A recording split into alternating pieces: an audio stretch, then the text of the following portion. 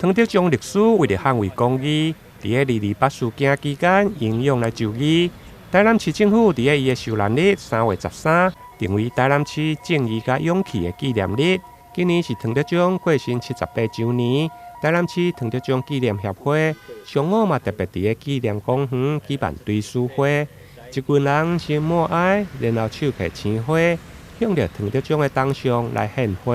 3月13号也是我们台南市勇气与正义的纪念日。那这个的起初当然就是为了纪念我们汤德章律师，为这个台南市很多的莘莘学子牺牲他的这个生命。那特别除了在张善宏市长的任内，我们在这个民生绿园已经更改为汤德章纪念公园。那在赖市长的任内，我们特别把3月13号定为台南市勇气与正义的纪念日。那在黄市长的任内，我们在这个汤德章纪念公园前的这个中正路，我们也把它改名为汤德章大道。那所以一连串的这些有关于纪念汤德章律师，以及彰显我们对于正义、对于这个时代的勇气，希望我们未来的后代都能够记得这样一个律师为我们这个城市所留下来的非常这个正义跟勇气的一个事迹。今仔是纪念唐德宗安尼78年受难日吼，今仔3月13是受难日吼，而且伫迄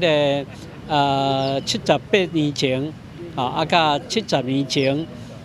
对唐德宗咧，咱台南市也是台湾省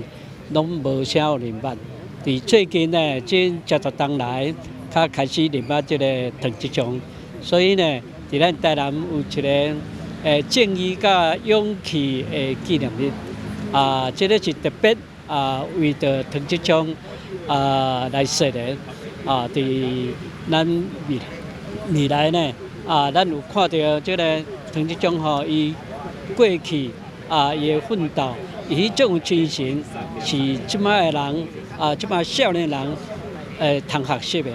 几乎即摆讲要像安尼伊的正义甲勇气，人毋尔正义尔，你若无勇气，你嘛无法当牺牲家己。现场包括副市长赵清华、文书工作者李文祥，甲着唐德宗的查某孙汤雅清，以及唐德宗的父亲故乡日本熊本县鱼土市，嘛有着市长组团来参加。展现对唐德宗历史的敬意，甲着对台南的关怀。经过那么多年了，然后里面有一些都是破损了，